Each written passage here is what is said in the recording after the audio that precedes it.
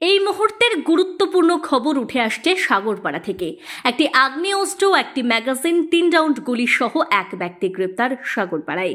জানা যায়, সাগরপাড়া থানার ভারপ্রাপ্ত আধিকারিক মোহাম্মদ খুরশেদ আলম গোপন সূত্রে খবর পেয়ে সাগরপাড়া থানা এলাকায় নাকা তল্লাশি চালায়। নাকা তল্লাশি চালানোর সময় এক সন্দেহভাজন ব্যক্তিকে দেখতে পায়। তারপরে তাকে ডেকে জিজ্ঞাসাবাদ ও তল্লাশি করলে তার কাছ থেকে উদ্ধার হয় একটি চীনা লোগো লাগানো পিস্তল, একটি ম্যাগাজিন, 3 রাউন্ড গুলি। তারপরে ওই ব্যক্তিকে গ্রেপ্তার করে।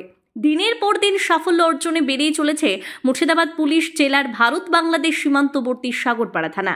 সাগরপাড়া থানার ভারপ্রাপ্ত আধিকারিক মোহাম্মদ খুরশেদ আলম সাগরপাড়া থানার মাটিতে পা দিতেই গত 2 মাসে 14খানা পিস্তল ও বিভিন্ন মাদকদ্রব্য পাচার বন্ধ করে চলেছে। আজও পিছিয়ে নেই।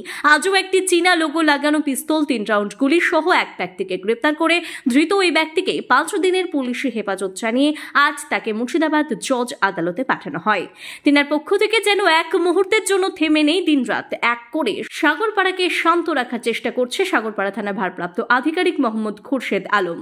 আর এই কাজের জন্য সাগরপাড়া থানার ভারপ্রাপ্ত আধিকারিক মোহাম্মদ খুরশেদ আলমকে সাধুবাদ জানিয়েছে সাগরপাড়া এলাকাবাসী। আপনারা দেখছেন নিউজ 21 বাংলা, খবরের সাথে মানুষের পাশে।